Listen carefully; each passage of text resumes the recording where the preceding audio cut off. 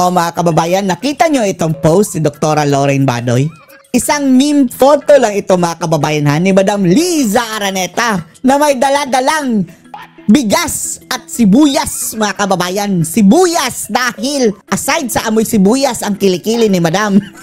Ay di ba? Ang issue mga kababayan. Ang issue ay ito si Madam Liza Araneta ay ang nasa likod mga kababayan ng smuggling na sindikato.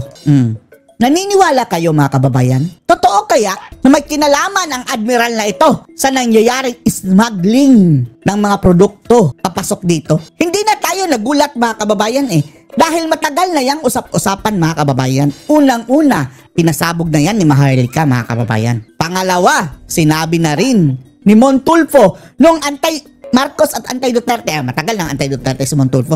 Nung anti-Marcos pa si Montulfo mga kababayan, 2022-2023, ang sabi niya, etong magkapatid na Araneta mga kababayan, partikular na yung si Martin Araneta at itong si First Lady, ay sabit daw mga kababayan sa smuggling. Tapos, si mga kababayan, Amy Marcos, ang sabi niya, yung mga smuggling queen, ang king daw mga kababayan, andyan nagpa-party lang sa Malacanang. At ngayon, ayon sa sinabi mismo ni Zaldico, direkta na niyang dinadawit mga kababayan sa Ismagulan, smuggling syndicate si Liza Araneta at ang kapatid niya mismo. Kaya naman mga kababayan, eto ang pinag-usapan ng political analyst at etong abogado na journalista mga kababayan. Political analyst na si Malutikia na kung ano ang implikasyon nito sa pagputok ng issue na smuggler si Liza Araneta. Panoorin niyo po.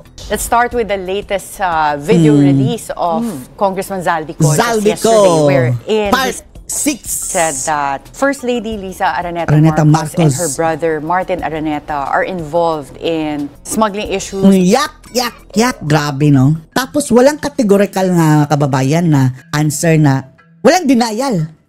Galing sa kanilang mga bunganga mga kababayan. Yung mga aso nang nila ang sumasagot mga kababayan, pero galing kay Liza Araneta, wala kang maririnig na, hindi ako smuggler. Wala talaga mga kababayan.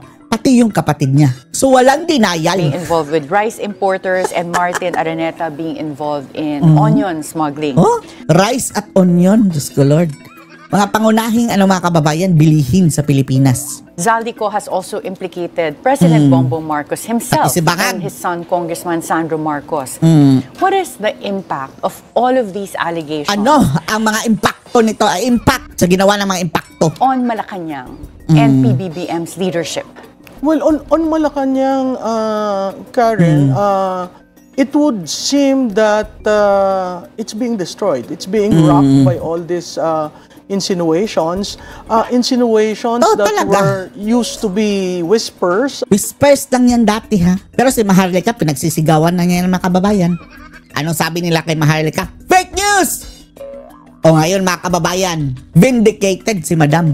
Tumpak! With all the confirmation mga kababayan, andyan na. From day one, regarding the sibuyas and the bigas. And sibuyas and the bigas. Lately, because of the budget of the son and the father. So, and the grandfather. The trust, I would think that it would be in the single digit now. Wala na yung trust mga kababayan. Single digit na lang daw. Meaning, from 1 to 9% na lang mga kababayan ang nagtatrust kay Nagba. Single digit na lang Ang 10% mga kababayan is 2 digits na yan. And the business confidence is really low. So, oo nga. Talagang low dahil narinig nyo naman mga kababayan, kinastigo ng business sector si BBM. Sinabihan na, mayos ka nga. Ayusin mo itong problema sa Pilipinas. Not one has been directly answered by the President.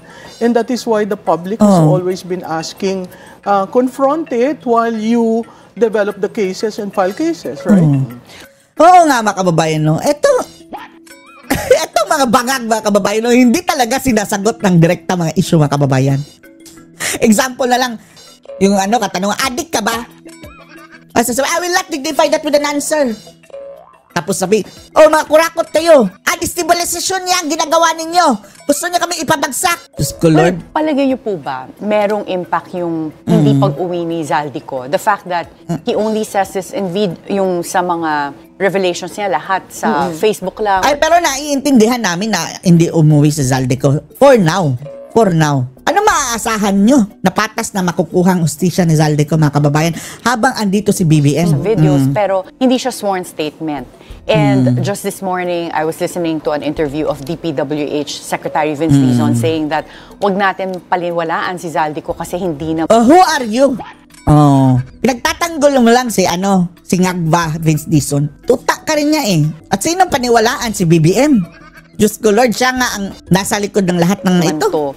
Sworn statement. Do you think na may impact itong mga sinasabi ni Zaldico kahit na walang affidavit? Oo, sa tingin ko may impact yan kasi nabubuo yung storya. Common sense lang, Alam na natin ang istorya, mga kababayan.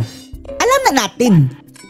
Etong ginagawa ni Zaldico, confirmation, and then yung mga detalye na lang, mga kababayan, kung paano nila ito ginawa. Pero yung pangungurakot ni na Marcos, ni na Romualdez, pati si Zaldico at kasamahan niya mga kongresista, alam na natin yan, existing yan. Yan ang hindi nila madidinay, mga kababayan. Isip ng tao, kung ano talaga nangyari, may impact siya kahit hindi sworn affidavit, dahil natutugma yung kwento, lalong-lalo na nung testimony ni Gutesa. May impact siya dahil lahat naman haka-haka dati. Ngayon, pinatutuo niya. So, ngayon, mayroon ng testigo, mga kababayan. It is debilitating for Malacanang, for the institution of the presidency. And really, they need to answer this directly. Well, do you think wala eh. Ang sabi nila, mga kababayan, destabilisasyon yan, destabilization. Yan ang laging mga kababayan, alas nila. It's either sasabihin na fake news and then destabilization. Is already trying to answer this directly. In a sense, no, not directly. That yung pagsagot niya kay Zaldico, yung recently. Etong mga items na pinapakita ni Zaldico, i-explain nila yan. Explain nila yan, mga kababayan. Isa-isa. Yung sabi niya, umuwi ka na dito at dito tayo magharap. And he was accused. Ito galing mismo sa bunganga, mga kababayan, ni Lobender, sino nga ba yun? Erwin Tulfo, mga kababayan, na talamak dyan sa kongreso, mga kababayan, habang naka-off ang session. Para silang nasa palengke na marketplace, mga kababayan, na nagbibilihan ng mga proyekto, nagbibilihan ng budget, mga kababayan. Tapos ang sabi pa mismo sa bibig mismo, lumabas ni Erwin Tulfo, ang mga diskusyon daw, mayroon kang budget dyan, 20%, ganyan, mga kababayan, ang bidding. That is corruption. Ano ba yung 20%? Di ba SOP yan? Gamitin nyo nga pwedeng i-scrutinize natin ito si mga kababayan, si Erwin Tulfo, kung ipa-elaborate natin yung sinabi niya. Umamin na siya mismo, mga kababayan At hindi yan madidinay, mga kababayan, dahil totoong nangyayari talaga yan.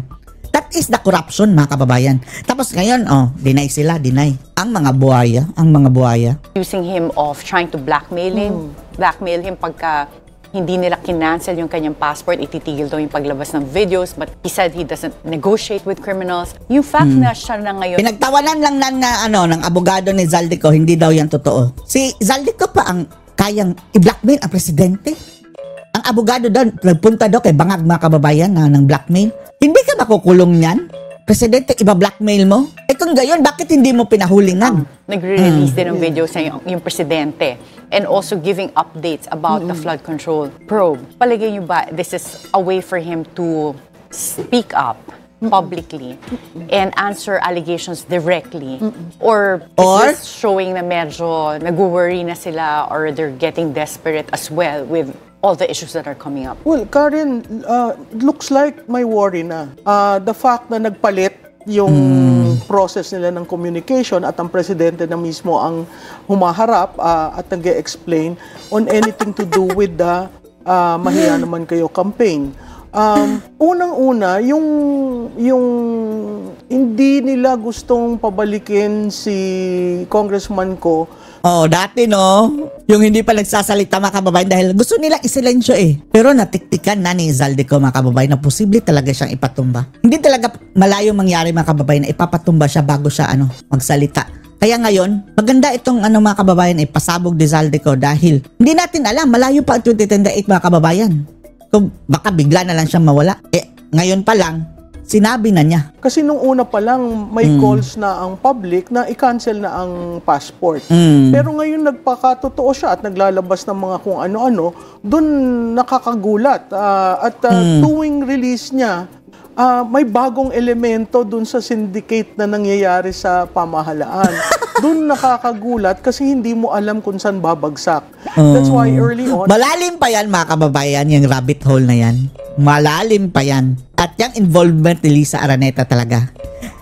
Mas marami pa yan mga kababayan aside doon sa smuggling issue. I was saying, he should come out with the full narrative so that the public is not held hostage with whatever narrative he wants to do.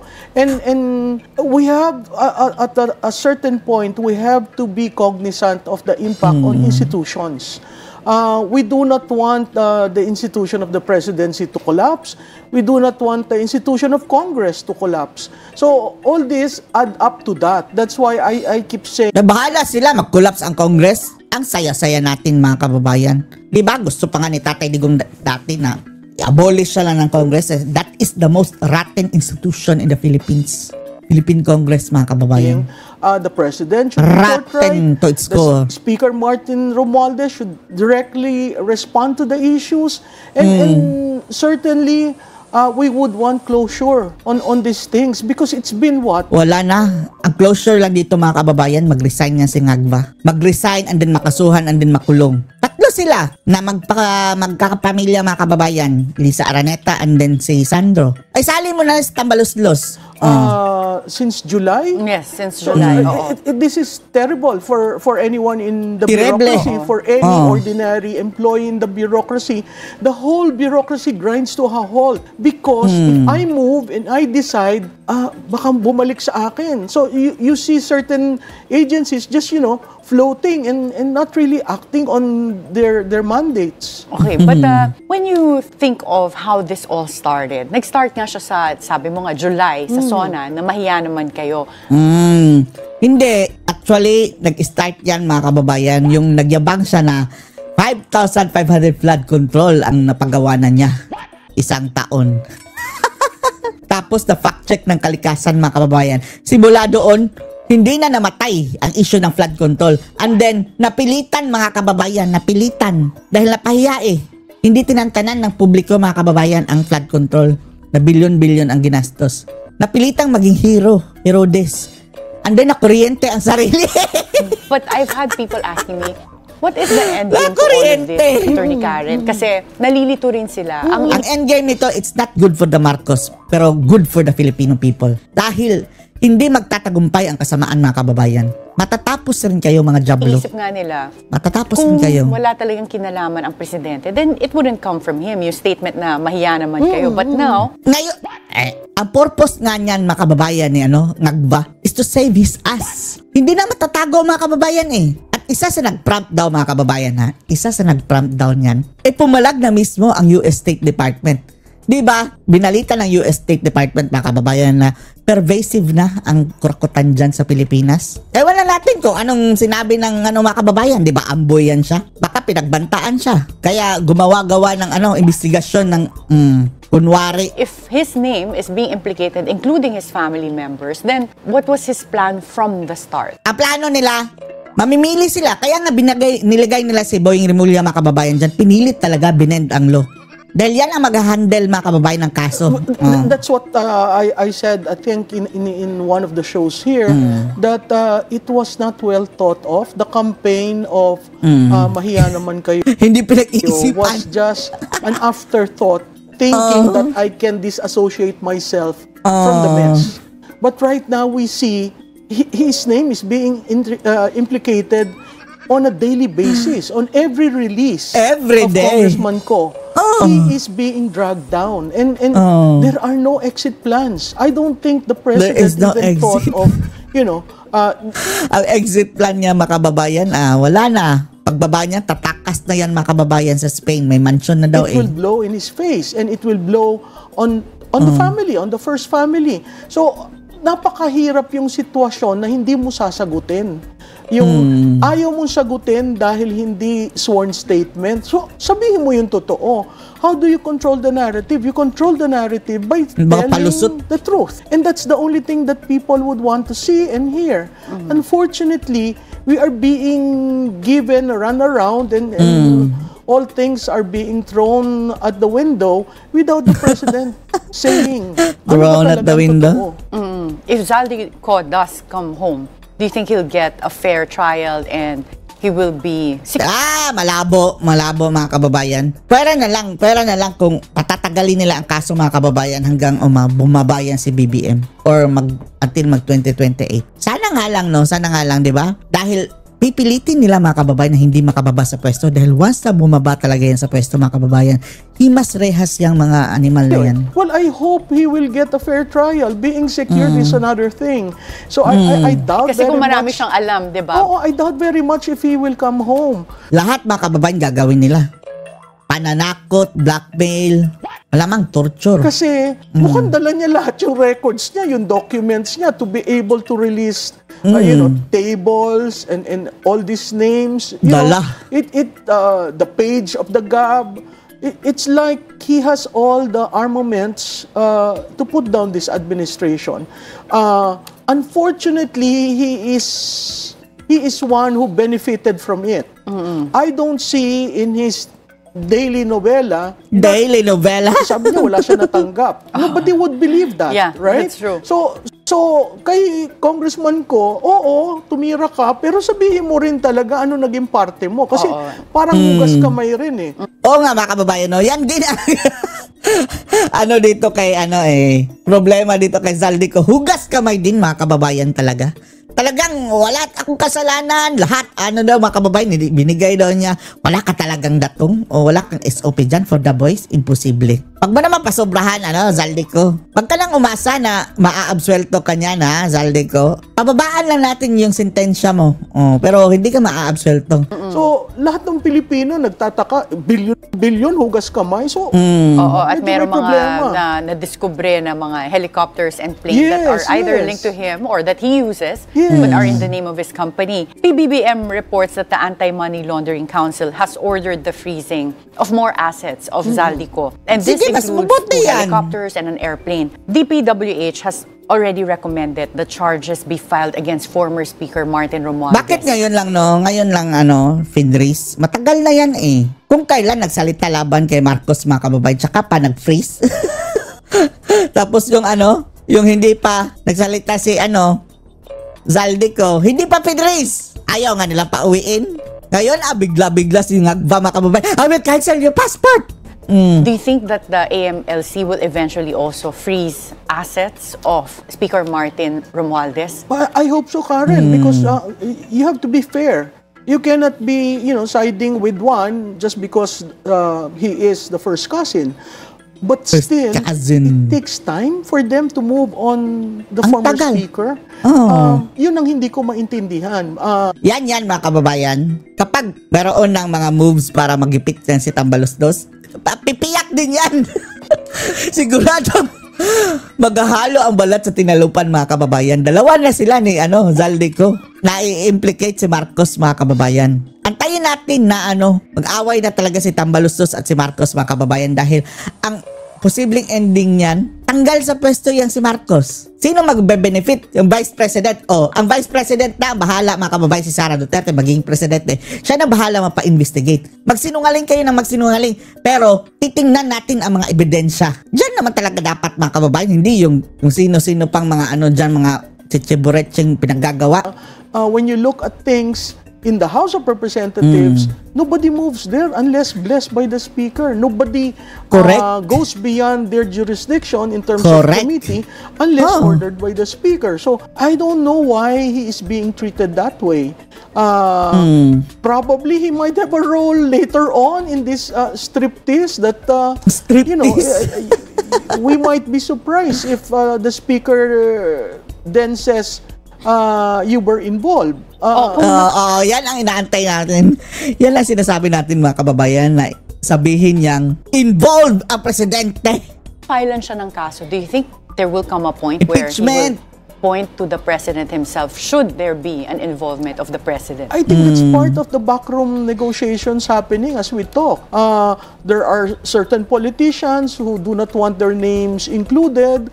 There are certain politicians, contractors, who is questioning ICI and the jurisdiction of ICI. So, mahaba-haba pa ito. Pero hanggang saan? Meanwhile, mahaba-haba. balik tayo sa bansa natin. Kawawa na ating bansa, mga kababayan. The economy is being trashed. The economy is in the doldrums. You know, we are not getting the kind of economic traction that we want so we can develop as a nation. Well, since pinag-usapan na natin, nabanggit nyo na po yung economy natin, when PBBM ran in 2022, one of his isa sa pinakamaling mga kababayan, desisyon ng sambayan ng Pilipino, ang paghalal kay Bangag. campaign slogans was, Pilipinas, babangon muli.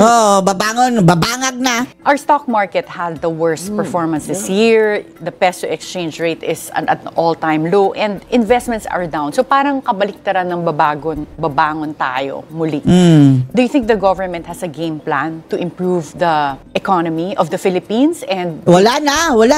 Walang mga mga kababayan. Concern yan. Ika nga ni Baste, walang mga aspiration yan mga kababayan para sa ating bansa. Ang kanilang mga mga kababayan concern para sa kanilang mga sarili. this new revamped economic team will do a better job. But before I answer this question, we'll have to take a short break. Mag-revamp ka, matapos mong maglakwat siya, magbulakbul mga kababayan ng 3 taon, tsaka palang mag-revamp. Lord, pababa ka na, mag-revamp ka pa. With Professor Malu Tiquia. Professor Malu, when President Bongbong Marcos ran in 2022, one of his campaign slogans was, babangon muli. Sama-sama tayong babangag muli. Pero ngayon, we've had the worst performance of our stock market this year. Correct. Lugi ako dyan. Peso exchange rate is at an all-time low. And all-time low. Kawawa ang sambayan ng Pilipino. Although ang mga vlogger, tiba-tiba. Pero gayon pa man, hindi tayo natutuwa mga kababayan. Ang ordinaryong Pilipino talaga ang kawawa. Our investments are also down. So, parang kabaliktaran siya ng babangon muli. Do you think that babagsak mo. the president has a game plan walang to game plan make talaga. the Philippine economy recover? And do you think that this... Nada! Ang game plan mga kababayan is plan. Plano from the start. That is a long-term Andyan yan sa umpisa. Kung mayroon pa yung plano mga kababayan na mabuti para sa bansa, sana naramdaman na natin ngayon na patapos na siya mga kababayan sa kanyang termino. Kaya wala talagang plano. No plans at all. Ang lahat ng mga sinasabi nila mga kababayan, budol. The economic team will do a better job. Well, I hope he has a plan, but I don't see the fourth quarter being different from the third quarter. I think Puro plano. And usually, pag first quarter, galit ang mga Pilipino dahil walang pera. Di ba? Nanggaling ka sa gastos, wala kang pera. Magbabayad ka ng tax. That first quarter is critical. A good sign is January na naman mga kababayan, bayaran na naman ng the tax. appointment of Secretary Frederick Go. But the first move, which was to cancel all LOA, was applauded by the business sector. So, but I don't know if he has the patience to deal with the issues of the economy.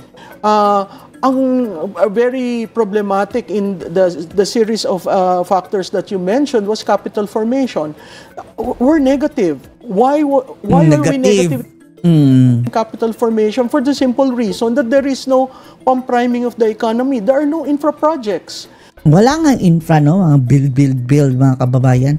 Puro flood control ang build, di ba nga? There are no BB build better more. So build better more, bangag better. Bangag BBM more. Babangon muli. Babangag. Sa tingin ko, siguro ang default nun, nalugbok ang Pilipinas, kaya babangon muli. Pero ngayon, mas lalo tayo nalugbok. Nakakainis nga mga kababayan, no? Paulit-ulit, sama-sama itong babangon muli. Tapos, ano ibig niyang sabihin sa panahon ni Tatay Digong, bagsak tayo? Ang bagsak lang sa panahon ni Tatay Digong, mga kababayan, yung mga addict. Pagkatapos si Tatay Digong bubangon ang mga adik. Sino ba ang pinatutungkulan ni mga kababayan? Ngagva sa babangon o babangan. After 3 years, yung ating GDP we're like 4%, which is bagsak na not GDP. planned because originally this was below the projections. 5%, di ba? 5.5. At foreign direct investment, mga kababayan, negative, nag-minus 40. Diyos ko Lord, bawasan ng 40%. Paano mo aayusin yan kung ang problema ay business confidence? Yung confidence, nanggagaling yun sa tiwala. Naniniwala ka ba sa leader? At kung naniniwala ka, sige mag-i-invest ako, sige gagastos ako, walang nag-i-invest. sige mag-i-expand ako. Even the walang nag-i-expand. Businessmen, they're not expanding, they're just waiting. Kaya nga ang parating sabi, Malu, saan tayo dadalhin? Sabi ko, sir, hindi ko alam. Kasi we don't see any plan. Walang plano. So pag ganun nga, well, we have another rally upcoming in November 30. So for foreign investors, I know that's always a cause for concern na lagi na lang may rally, and so the perception is there's really a lot of instability in the country. Well, yung call for... Maganda yan para makita ng mga kababayan, international community, kung gaano kahudas yung itong leader natin ngayon. Resignation. Dati si Professor Froilan Calilong said that here, sinabi niya sa At the Forefront, in case President Bongbong Marcos resigns and Vice President Sara succeeds, this would allow us to test her leadership for 2 years. And so by 2028, there would be a more even playing field among candidates for the presidential elections. What are your thoughts on That's this? right. No, again, we go back. If the president, there are 4 grounds: resignation, incapacity. Pero sinong magdedetermine ng incapacity, mga kababayan? Ang malinaw lang dito, resignation at saka impeachment. Hindi na natin itatakil yung ouster dahil papasok na yun sa inciting to sedition. Pero kung mangyayari yan, isa din yan. Removal. Removal from office, that would be an impeachment. The health. Oo. So 4 yan. If the president resigns, under our Constitution, it is the obligation of any vice president to be prepared. Ang hindi ko maintindihan dito, why are they now calling for the resignation of the vice president? Our Constitution says she assumes in case of those 4. Now, yes, the Constitution talks about you can call for both to resign, but there is no succession law yet.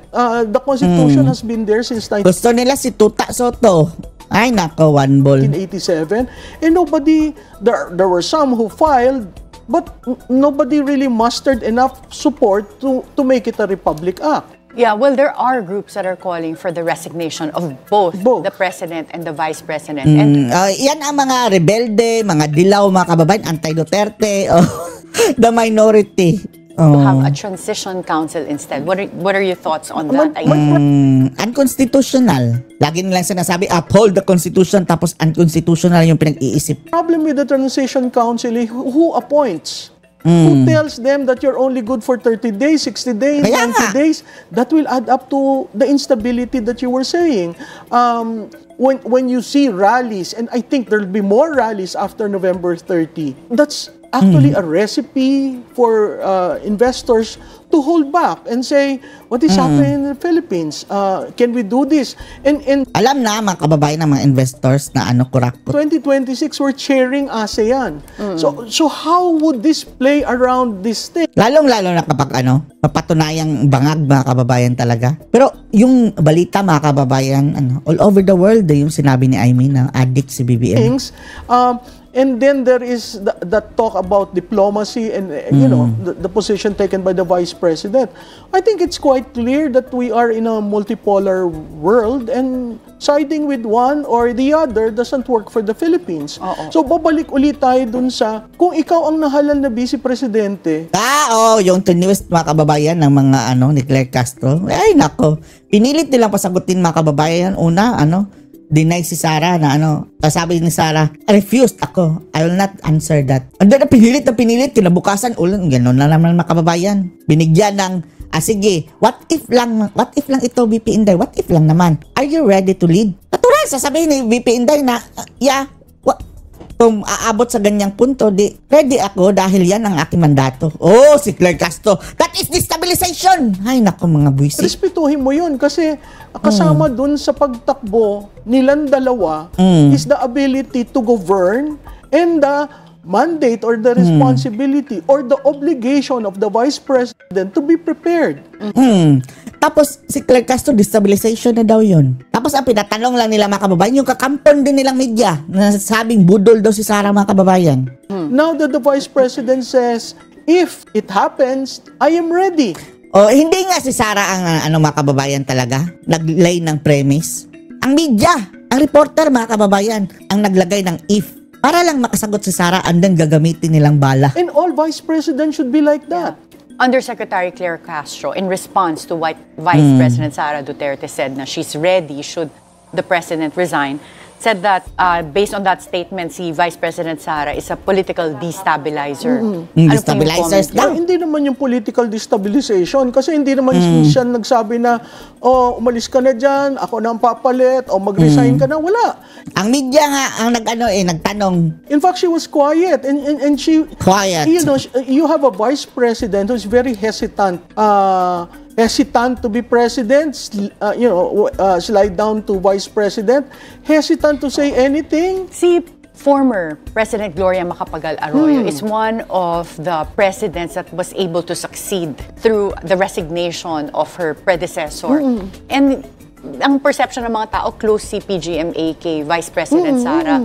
Where is PGMA in all of this? We haven't seen her or heard from her. Yan din si mga kababayan, si Gloria din playing politics. Although kampiyan kay Sara mga kababayan, tapos maya-maya ando na kasama ni Bangag mga kababayan sa sa party. Sa sosyalan. Andun si Gloria. Pero hindi din natin masisisi dahil maraming marami rin kalansayan si Gloria. Kapag totally kontra siya mga kababayan, kulong yan. Pwedeng i-activate ni Bangag mga kababayan.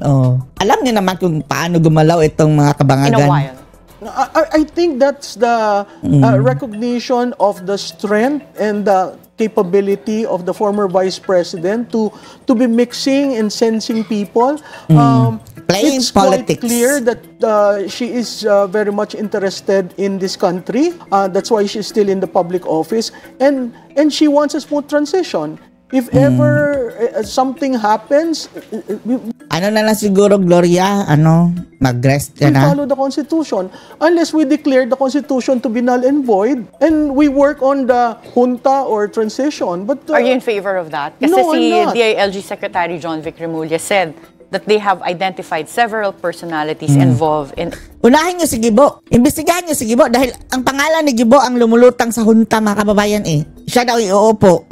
Hindi yan sampal kay Bangag mga kababayan na si Gibo na Nagplano na ba si Gibo o siya lang ang pinupush mga kababayan na mag-lead sa junta? Kung ako niya na, Gibo, alis ka dyan. efforts to destabilize ito naman si Secretary John military junta daw. mahirap naman yan. Din mga kababayan, mga guni-guni din yan sa John Mahirap Wick. yung military junta. At saka yung sinasabi na magsalita ka lang na resign is already destabilization. Kaululan, John Wick. It takes more than saying resign to be known as a destabilizer. Ngayon nga, sinabi lang ni VP Sara na ready naman ako anytime if ever na mag-resign si BBM. Destabilization na. Destabilization agent against this administration. So, I think government should be very careful because you're already crossing the freedom of speech of everyone. Ito mga diktador na yan sila mga kababayan. I might call the president, resign, but that doesn't mean I want him to, the administration to fall. We just want a resolution of this. Hindi natin mga kababayan balak ipabagsak ang gobyerno. Ito lang mga kababayan na nagnanakaw sa gobyerno. Dapat nang maalis dyan. Ito nang aabuso mga kababayan sa kanilang kapangyarihan. Mga kawatan, mga kurakot. Yan ang totoong nagdi-destabilize sa ating gobyerno. Now, kung magalit tayo sa kanila at gusto natin paalisin yan mga kababayan, tayo ang destabilizer. Sila nga ang sumasabotahe kumakain sa ating pera ng bayan dyan. Things. We cannot afford to be floating and not knowing where we're going. Everyone wants to know Pwede ba? Ayusin nyo na. Kung sino yung kailangang ikulong nyo, and let's go on with our life. Kasi kailangan nating, kailangan natin individually to help out in this country to make sure that the economy doesn't fall. Yeah. Well, lastly, we're out of time, Professor Malu. Out of time. What would be your advice for there to be, Resign. as you said, kailangan natin BBM ng some resign. closure or stability.